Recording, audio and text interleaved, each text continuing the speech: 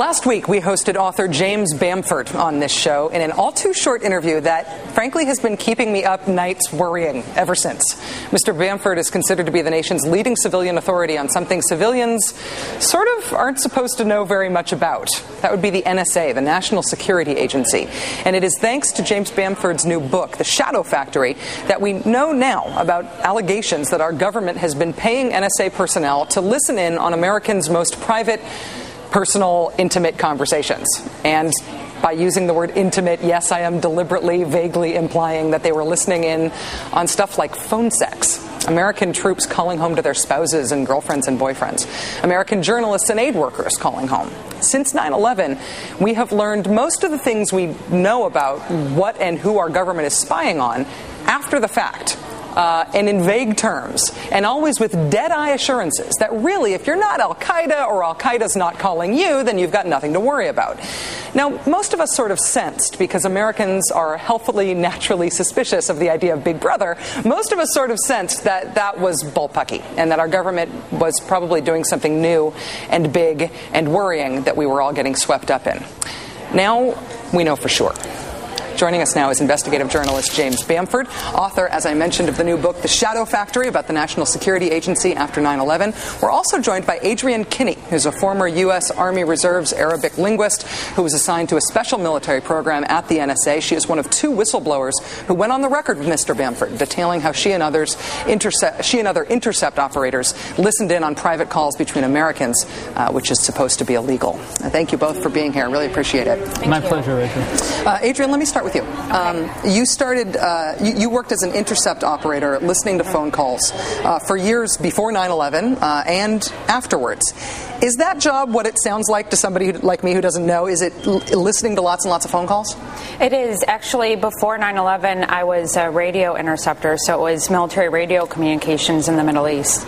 After 9/11, they had started up a new program where they were intercepting satellite phone communications and relaying that back to us at Fort Gordon. You have said that your job was essentially, in the big picture, your job was like trying to find a needle in a haystack, and that the volume of calls and the wide variety of different types of calls and the wide variety of different types of people who were being listened to made the haystack bigger, thereby making the job harder.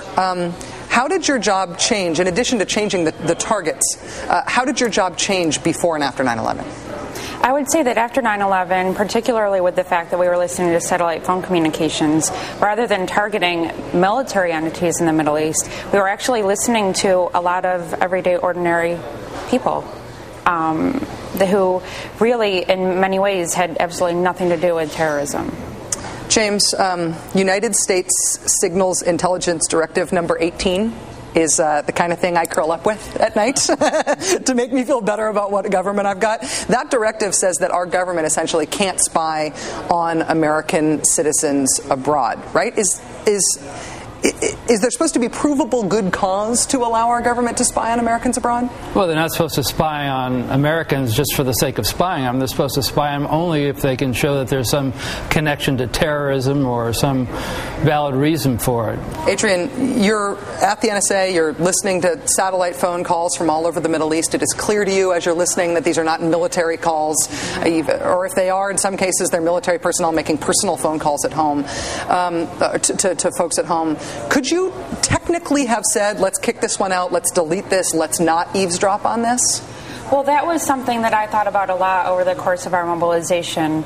Early on, I heard a conversation between two aid workers. One was a British aid worker and another an American. And they were talking about everyday, ordinary office goings-on. And at one point in time, the British aid worker said to the American, be careful what you say, the Americans are listening to us. And the American responded really indignantly, and he said, no, I'm an American citizen. I am protected by USIT 18. They can't spy on me.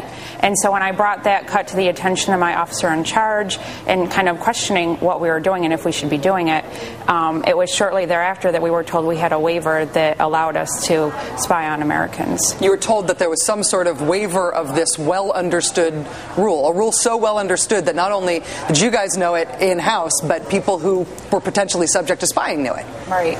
Was there any such waiver? Did you ever see anything? Do you know for a fact that there was one? No, and that's something that they never showed us it in writing. It was all just a verbal waiver.